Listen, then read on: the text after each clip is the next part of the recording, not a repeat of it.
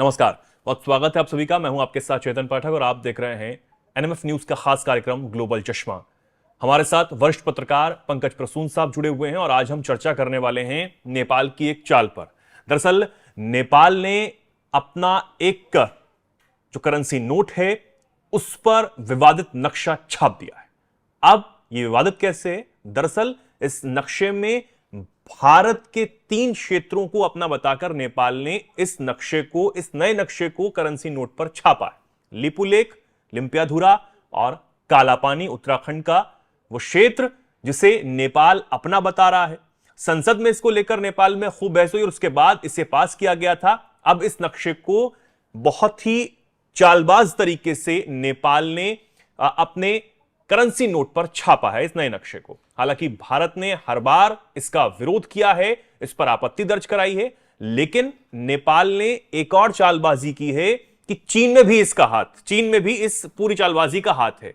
वो कैसे? इस करेंसी नोट को जहां छापा गया है वो चीनी प्रिंटिंग प्रेस है, उसका सहारा लेकर नेपाल ने चालबाजी की है। अब नेपाल की यह चालबाजी कैसे शुरू हुई, कैसे उत्तराखंड के 3 क्षेत्रों को नेपाल अपना बता रहा है, उसके बाद यह विवादित नक्शा कैसे छापा गया और अब स्थिति क्या है, भारत सरकार इस पर क्या कहती आई है, ये हम तमाम इस पर चर्चा करेंगे, पूरे बारीकी से इस पर जानेंगे। पंकज जी हमें बताएंगे। पंकज जी, शुरू से शुरू करते हैं, आखिर ये पूरा मामला है क्या? देखिए, सबसे पहली बात कि ये चाल नेपाल की नहीं, नेपाल हमारा दोस्त है। इससे पहले जब ओली साहब वहां प्रधानमंत्री थे तो वो कम्युनिस्ट पार्टी ऑफ नेपाल से बिलोंग करते थे और कम्युनिस्ट पार्टी ऑफ नेपाल की विचारधारा चाइना से मिलती जुलती है। तो उस वक्त एक एग्रीमेंट हुआ था। एग्रीमेंट ये था कि नेपाल का सेंट्रल बैंक जो है उसने ऑर्डर किया था चीन की एक कंपनी को कि आप 100 रुपए के करेंसी नोट छापोगे। ये कब हुआ था? ये कम्युनिस्ट सरकार के दौरान हुआ था और उस सरकार के दौरान भारत के साथ रिश्ते खराब हुए, बहुत सारे विवाद नए सिरे से पैदा करने की कोशिश की गई थी।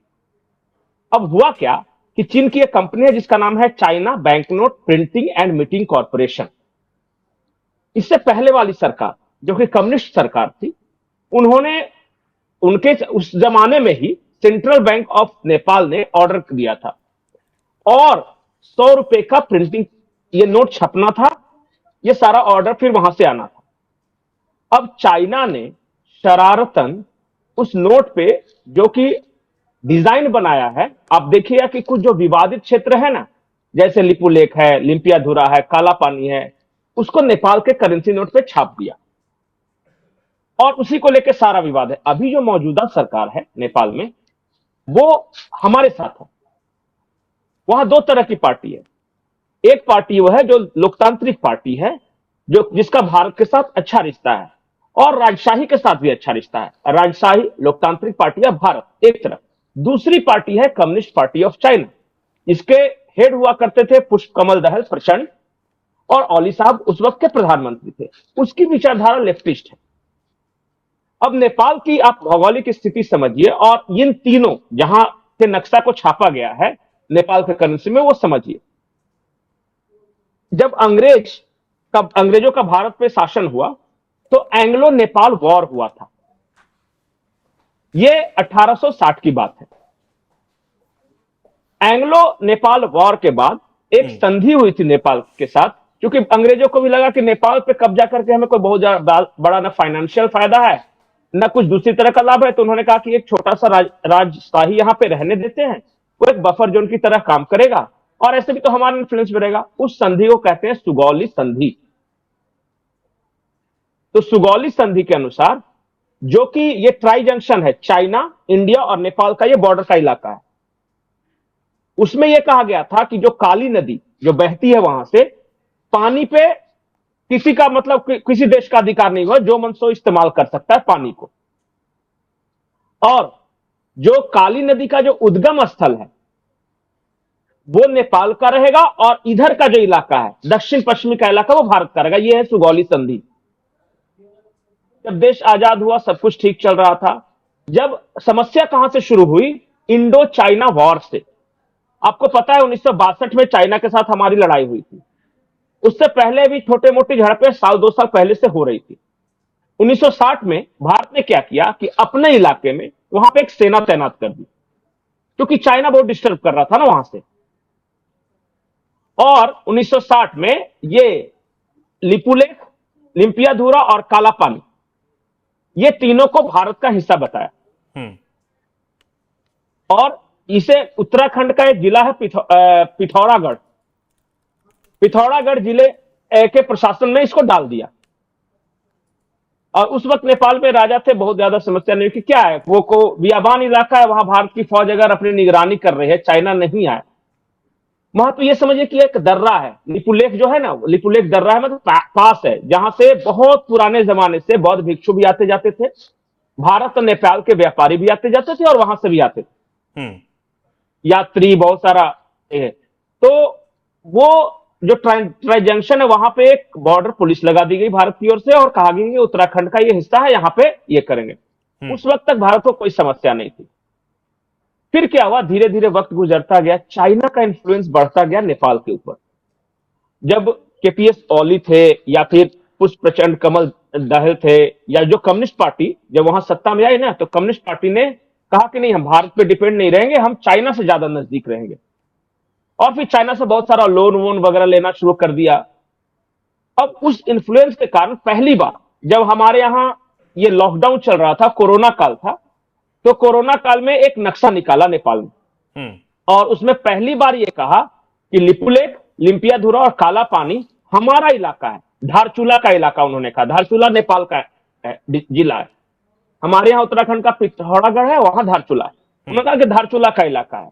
भारत ने कहा कि कैसे। उस वक्त ओली साहब के साथ बहुत विवाद हुआ था, नेपाल में आंदोलन भी कराए गए थे कम्युनिस्ट पार्टी ऑफ चाइना के द्वारा, भारतीयों को भगाने का, मतलब एंटी इंडिया सेंटिमेंट वहां पैदा करने की कोशिश की गई थी चाइना के द्वारा। तो तर्क उनका यह था कि काला पानी का पानी तो हर कोई इस्तेमाल कर सकता है, लेकिन जो उद्गम है वो तो सुगौली संधि के अनुसार नेपाल का होना चाहिए। लेकिन उद्गम स्थल कौन है? भारत कहता है कि जहां से वो पानी की धारा फूटी है वो उद्गम स्थल है। नेपाल कहता है कि नहीं, जो पीक है, लिम्पियाधुरा की जो चोटी है, वो उद्गम स्थल है उस कालापानी नदी की। बस यही विवाद है, चोटी जो है वो नेपाल की है, उद्गम स्थल इसलिए मतलब वो उसका हुआ। भारत कहता है कि नहीं, आपका जहां से धारा फूटी है वो आपका है, धारचूला में है। ये कोई बहुत बड़ा इलाका नहीं है, मात्र 332 स्क्वायर किलोमीटर पूरा अगर क्षेत्र है, जो पूरा जिसके बारे में विवाद किया जा रहा है। और बाद में जब ओली की सरकार बदली तो भारत और नेपाल बैठ गए एक साथ और उन्होंने कहा कि हमारा तो बहुत ऐतिहासिक संबंध है, रोटी बेटी का संबंध है, एक धर्म के लोग हैं, एक संस्कृति के लोग हैं, नेपाल और भारत आपस में लड़ ही नहीं सकते। नेपाल की आधा आबादी भारत में काम करती है। आप देखिएगा, दिल्ली हो, बॉम्बे हो, बिहार में, हमारे यहां कभी ऐसा लगा ही नहीं कि वो किसी प्रदेश या दूसरे देश के लोग हैं, वो तो हमारे अपने। हमारा तीर्थ पशुपतिनाथ जी वहां पे हैं। वो सारे नेपालियों की श्रद्धा जो है हमारे यहाँ के सारे तीर्थों पर है, जब भाव एक है, संस्कृति एक है, इतिहास एक है और हजारों सालों से हम एक साथ मिलजुल कर रहते हैं। हम जिस इलाके में, मैं बिहार की बात कर रहा हूं या फिर जो गोरखपुर वाला इलाका है, जो भी बॉर्डर से सटा हुआ है, आप सैकड़ों हजारों परिवारों को देखिएगा कि इनकी बेटी नेपाल में ब्याही गई है, नेपाल की बेटी यहां आई है, मतलब आपस में इस तरह का रिश्ता है। फिर क्यों झगड़ा करे? तो और नेपाल सरकार ने जब बदली सरकार, जब कम्युनिस्ट वहां से हटे, तो एक बात और कहा कि जब भी कोई मुसीबत आई तो चाइना हमें मदद नहीं कर सकेगा, उसको पूरा हिमालय क्रॉस करके आना पड़ेगा। और भारत नेपाल के जो बॉर्डर है बिल्कुल मैदानी इलाके में, कभी भी आज तक हमेशा नेपाल को किसी भी तरह की जब मदद पहुंची है तो भारत से तुरंत पहुंच गई है, क्योंकि उनके यहां जो भूकंप आया, फिर जो बाढ़ आया, और कभी भारत ने ऐतराज किया ही नहीं। हमारे लिए नेपाल पराया है ही नहीं। नेपाल हो गया, भूटान हो गया, जितने भी छोटे छोटे देश हैं, हमने कभी भारत ने ऐसा उनपे अपना मतलब कि कर्ज देकर उनको अपने कर्ज के जाल में फंसाना या इस तरह कभी किया ही नहीं। नेपाल के भूकंप में हमने हजारों करोड़ रुपए दे दिए, हमें नहीं चाहिए। अपने भाई अगर हमारे मुसीबत में है तो क्यों चाहिए?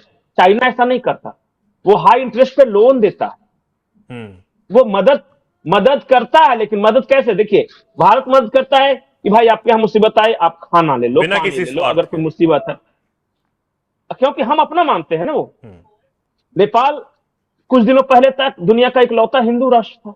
बिल्कुल। जब तक वहां राजशाही रही वो तो राजा साहब जो वीरभद्र सिंह थे, उनकी जो मौत हुई उसके बाद यहाँ जब लोकतांत्रिक सरकार आई या बार बार सरकार पलटी, और नेपाल का एक बड़ा धड़ा आज भी अपने राजा के प्रति और राजमहल के प्रति बहुत श्रद्धा रखता है।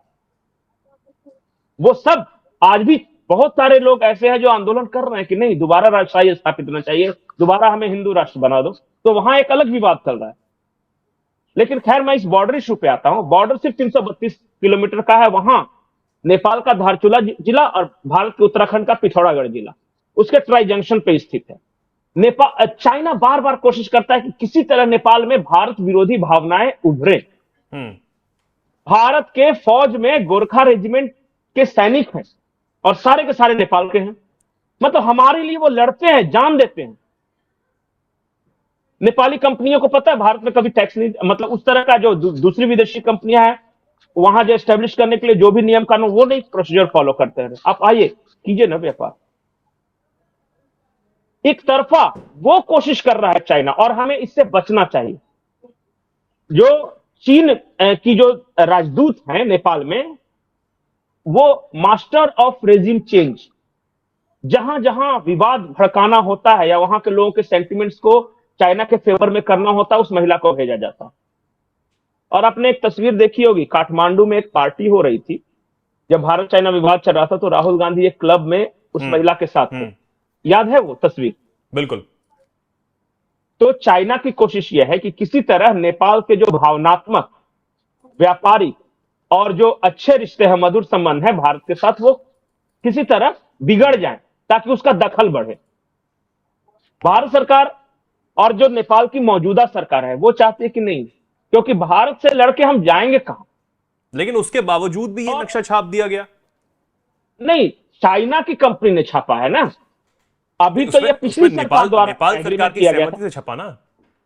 नहीं नहीं, ऑर्डर किया था पिछली सरकार में, अब छापा है। अब क्या होगा कि ये कैबिनेट के पास अप्रूवल के लिए जाएगा। जो रेखा शर्मा है वहां की संचार मंत्री, उनका भी बयान आया। उन्होंने कहा ठीक है, हमने एग्रीमेंट किया था, छाप के भेजा है और हम अभी उसको एडेप्ट करेंगे। भारत सरकार की जो भी आपत्ति है, ऐसा तो है नहीं कि आज का विवाद है ये। अब उनका एक डिमांड और है कि ठीक है, 1960 में आपने वहां पे एक फौज लगाई थी क्योंकि चाइना के साथ आपका कुछ टकराव चल रहा था, और हजारों साल से वहां फौज नहीं है। अगर फौज आप हटा लो तो फिर वो विवाद ही नहीं है, किसका किसी का रहे, सबके लिए बराबर है। लेकिन भारत सरकार का कहना था कि चाइना के साथ जब तक बॉर्डर इशू रिजॉल्व नहीं होते तब तक हमारी मजबूरी है वहां फौज रखनी।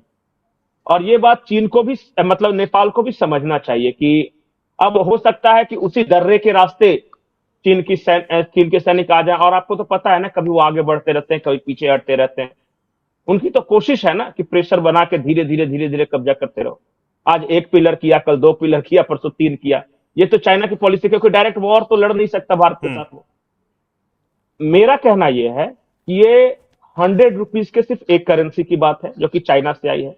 ये कोई ऐसा विवाद है नहीं जिसे भारत और नेपाल मिलकर आपस में सुलझा नहीं सकते। अभी जो नेपाल की सरकार है, इंडिया के फेवरेबल सरकार है, और कई ऐसे मुद्दे, छोटे मोटे जो मुद्दे हमने आपस में मिल बैठ के सुलझाए हैं। देखिए, नेपाल और भारत दोनों एक दूसरे की जरूरत, हर तरह से। नेपाल की इकोनॉमी और भारत की इकोनॉमी आपस में इस तरह गुथी हुई है कि हम एक दूसरे से अलग हो ही नहीं सकते। चाइना तो लेट एंट्री है, वो आफ्टर 65 नेपाल में हल्का सा इंटरेस्ट लेना शुरू किया, और 2003 के बाद से धीरे धीरे पहला ऑफिशियल जो दूतावास खुला या ट्रेन का जो वो बना रहे हैं सुरंग, वो सब, ये सारा एग्रीमेंट 2000 के बाद का है। हमारा तो 5000 साल का रिश्ता है। जब से सनातन है तब से नेपाल और भारत के मधुर रिश्ते हैं,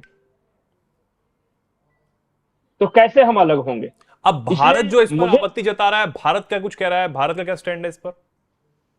नहीं, भारत तो देखिए, उसने ऑब्जेक्शन जो रजिस्टर्ड, तो जो प्रोसीजर था वो फॉलो किया है कि देखिए भाई, ये जो विवादित क्षेत्र है, पहली बार आपके यहाँ करेंसी में आया है, 100 करेंसी में, चाइना से छप के आ रहा है। तो वहां की सरकार की ओर से बताया गया कि यह एग्रीमेंट पहले वाली सरकार में हुआ था।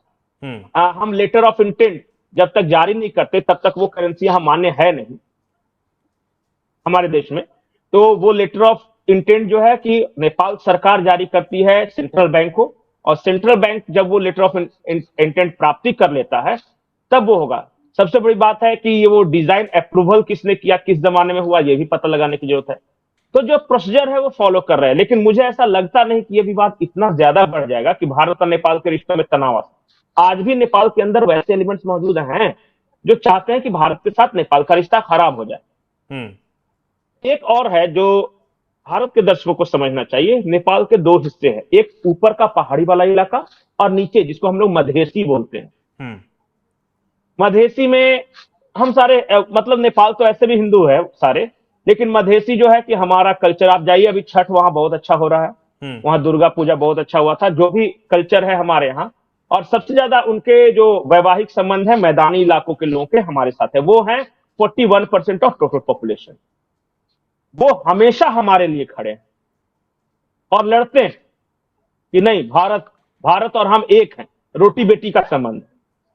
दूसरा इलाका है जो पहाड़ वाला इलाका है, जो कि डिफिकल्ट टोपोग्राफी में रहते हैं, और वो पहाड़ का चाइना के साथ ज्यादा सटा हुआ है। उधर ही कम्युनिस्ट पार्टी का ज्यादा प्रभाव हुआ चाइना के इन्फ्लुएंस में आके। तो वो है वहां पे ये भावना। अब आप काठमांडू जाइएगा जो कि पहाड़ी के ऊपर बसा हुआ है, तो हो सकता है कि आपको लगेगा कि ये ज्यादा एंटी इंडिया सेंटिमेंट्स वहां दिख रहा है। या फिर जो उस तरह का इलाका जाएगा जो कि चाइना से सटा हुआ है, तो वहां ज्यादा दिखेगा। लेकिन जैसे आप मैदानी इलाकों में जाइएगा तो लगेगा कि मैं किसी यूपी के या बिहार के किसी शहर में हूं, और वहां जय श्री राम, जयराम जी की यही चलता है। अब ये जो नोट छपे हैं पंकज जी, ये जो नोट छपे हैं और चीनी कंपनी ने ये छापे हैं, पिछली सरकार ने अनुबंध किया था, क्या ये नोट मार्केट में जारी होंगे? नहीं, पहले तो देखा जाएगा कि जो नक्शा पास, जो डिजाइन है, नोट का जो डिजाइन है, वो अप्रूवल होगा पहला सेंट्रल बैंक ऑफ नेपाल के साथ। अगर वो अप्रूवल करने के बाद वो सरकार के पास जाएंगे, सरकार एक लेटर ऑफ इंटेंट जारी करती है। अगर लेटर ऑफ इंटेंट जारी हो गया तब ये मान्य होगा। अभी प्रोसीजर है, भारत ने ऑब्जेक्शन कर दिया है। क्या है, आप नोट को देखिए ना, सिर्फ कुछ विवादित इलाके है रीडिजाइन कर देंगे, चीन की कंपनी को सिर्फ बोल देंगे कि नहीं, इसको रीडिजाइन करके चलाइए, कोई दिक्कत नहीं। और मुझे लगता नहीं कि अभी जो मौजूदा सरकार है ना नेपाल की, वो बेफिजूल का, इतने सारे नोट चल रहे हैं, 5 रुपए, 10 रुपए, 20 रुपए सब, और उसको लेके पता चलेगा कि एक 100 का सिर्फ नोट है, उसमें एक डिजाइन को लेकर प्रॉब्लम है, सुलझ जाएगा। मुझे लगता है कि अभी जो दोनों देशों की सरकार है, दोनों का भाव एक है, और वहां भी राष्ट्रवादी सरकार है, हिंदुत्ववादी सरकार है, और भारत में भी वही है, राष्ट्रवादी या हिंदुत्ववादी, दोनों समझते हैं एक दूसरे का महत्व। हमारे लिए पशुपतिनाथ और काशी विश्वनाथ अलग नहीं है। हमारे लिए जिस तरह बाबा बैद्यनाथ है, उसी तरह हमारे यहाँ सीता जी की का मैका है वहां पे। कैसे लड़ सकते हैं भाई? और नेपाल वाले भी कहते हैं कि राम जी हमारे दामाद थे। बिल्कुल। उत्तर प्रदेश के अयोध्या के, तो दामाद से कोई झगड़ा किया जाता है क्या? और उम्मीद है कि तो जिस तरीके से नेपाल के जो रिश्ते कहीं ना कहीं पिछली सरकार में ये लग रहा था कि खराब हो सकते हैं, और जो नोट पे नक्शा पास कराया गया, नया नक्शा पास किया गया नेपाल में, जिसमें उत्तराखंड के इन 3 क्षेत्रों को अपना बताया गया था, काफी लंबा ये विवाद कहीं ना कहीं बताया गया। और हालांकि ये सरकार है भारत की, भारत के साथ मित्रता बना के रखना चाहती है, और नेपाल की भी कहीं ना कहीं, लेकिन चीन का जो एंगल हमेशा निकलकर सामने आता है, क्योंकि पूर्वी लद्दाख में अगर हम देखते हैं तो समझौता चीन कर लेता है। अगर चीन चालबाजी इधर करता है, नेपाल के कंधे पर बंदूक रखकर चलाना चाहता है, तो चीन करना क्या चाहता है, ये समझता तो भारत भी है। जी देखिए, चाइना की एक ही पॉलिसी है, उसको पता है कि भारत इस इलाके में उसका कंपटीटर है। जो भारत के आसपास के छोटे छोटे देश है, जैसे आप शुरू कीजिए म्यांमार, बांग्लादेश, वो श्रीलंका, मालदीव, एक स्ट्रिंग ऑफ पर्ल्स की थ्योरी है कि एक मोतियों का हार हम भारत के आसपास बनाएंगे।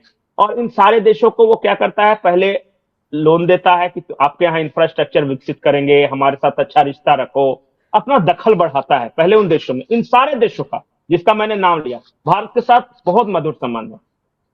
अब वो चाइना उन्हें अपनी तरफ मिलाना चाहता है। उसे पता है कि अगर हम भारत को हम चारों तरफ से घेरते हैं, तो अब भारत, अगर चाइना आज न कल, भगवान करे, भारत के साथ चाइना का झगड़ा हुआ, तो सिर्फ ऊपर की ओर झगड़ा होगा, लेकिन अगर चीन की फौज म्यांमार में मौजूद रहेगी, अगर हेम्बनटोटा में मौजूद रहेगी, श्रीलंका में हेम्बनटोटा था, बांग्लादेश में मौजूद रहेगी, उसके बाद मालदीव में मौजूद रहेगी, तो भारत को हम चारों तरफ से घेर के मार सकते हैं।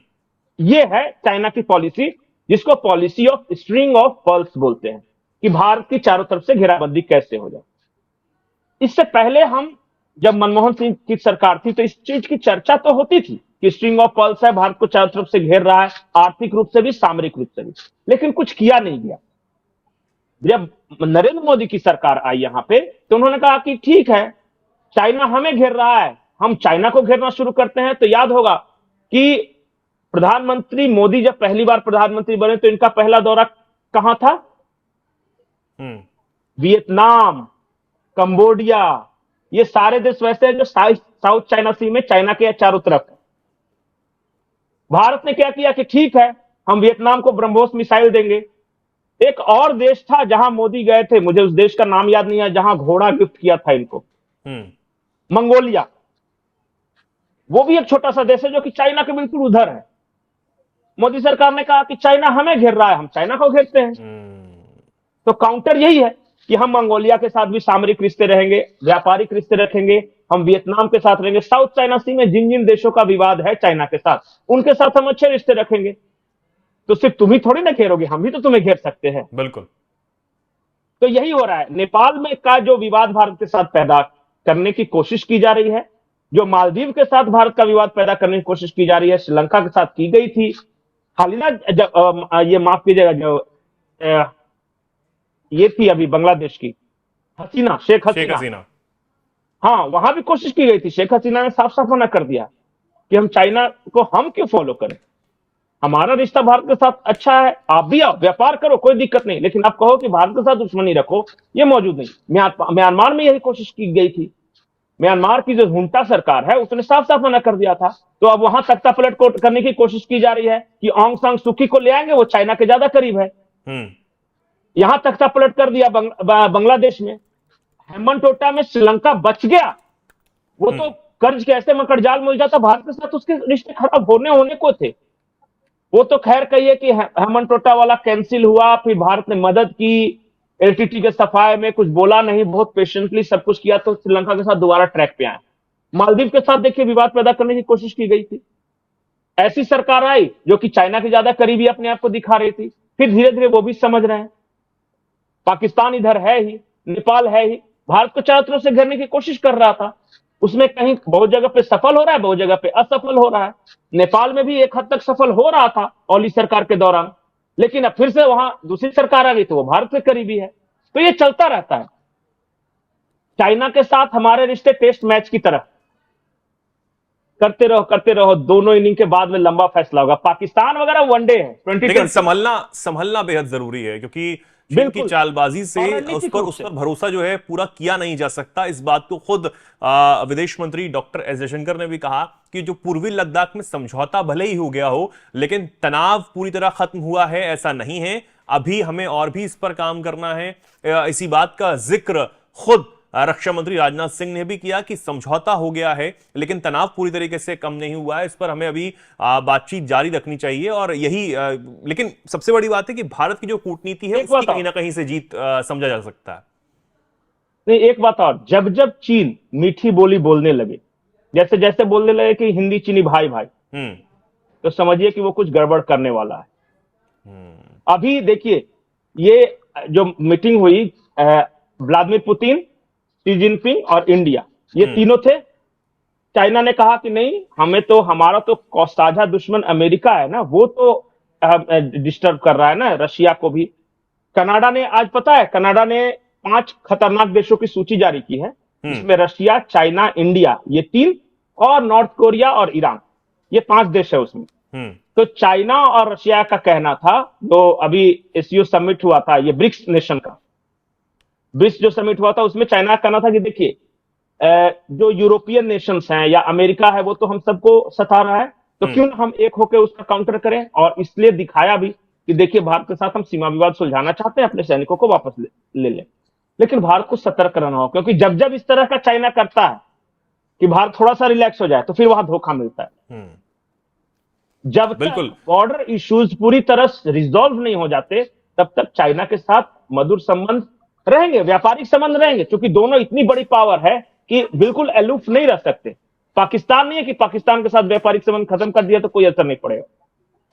चाइना और भारत का व्यापार बढ़ा है, दुनिया के कई देशों में आपस में इंटेंगल्ड हैं एक दूसरे के साथ, तो रिश्ते भी रखेंगे, बातचीत भी होता रहेगा, लेकिन बॉर्डर इश्यू जब तक सुलझते नहीं तब तक हम और दोनों चीन के भी पूरी तरीके रिश्ते से दोस्ताना नहीं हो सकते। पूरी तरीके से रिश्ते खराब करने का नहीं, क्योंकि उसको भी पता है कि भारत कितनी बड़ी मार्केट है। और नहीं, यही मार्केट नहीं है। जी और सबसे बड़ी बात है कि चाइना की मजबूरी यह है कि अगर भारत के साथ ज्यादा रिश्ते खराब हुए तो अमेरिका यहां के बैठ जाएगा उसके माथे पर। भारत के पास दोनों ऑप्शन है ना। रशिया भी नहीं चाहता कि चाइना भारत के साथ रिश्ते खराब करे। रशिया बोले अरे यार तुम्हारे चक्कर में भारत चला जाएगा अमेरिका की तरफ, एक अच्छा खासा दोस्त, वैसे भी हम मात्र इधर कमजोर हैं, तो भारत जैसा देश, चाइना जैसा देश, रशिया जैसा देश को एक मंच पे रहना चाहिए। ये रशिया की रणनीति है। और रशिया की नहीं कोशिश की थी कि तुम हम दोनों का जो भी विवाद है आपस में सुलझाओ, क्योंकि तुम दोनों देशों के विवाद के कारण मुझे नुकसान हो रहा है। हम अमेरिका के खिलाफ एक बहुत पावरफुल ध्रुव नहीं बना पा रहे हैं। तो रशिया का भी प्रेशर है चाइना पे। चाइना के पास यह भी प्रेशर है कि भारत इतना बड़ा बाजार, इतनी बड़ी अर्थव्यवस्था है, कहीं अमेरिका की तरफ चला गया तो दिक्कत बैठे हो जाएगी। बैठाया पता चलेगा कि हाँ भारत और अमेरिका दोनों मिलकर तो मुझे बर्बाद करेंगे बगल में अगर आ गया तो। बिल्कुल। तो बहुत सारा इसमें अलग अलग लेकिन झोल बहुत सारा है। सबसे बड़ी रहेगा। बात यह है कि नेपाल के बिल्कुल। साथ हमारे रिश्ते जो हैं आने वाले दिनों में ठीक रहे, क्योंकि नेपाल में अभी जो करेंसी नोट पर जिस पर हमने चर्चा की कि वहां पर एक नया नक्शा छापा गया जिसमें 3 क्षेत्र उत्तराखंड के, यानी कि भारत के उत्तराखंड के पिथौरागढ़ के 3 क्षेत्र उस नक्शे में छापे गए हैं।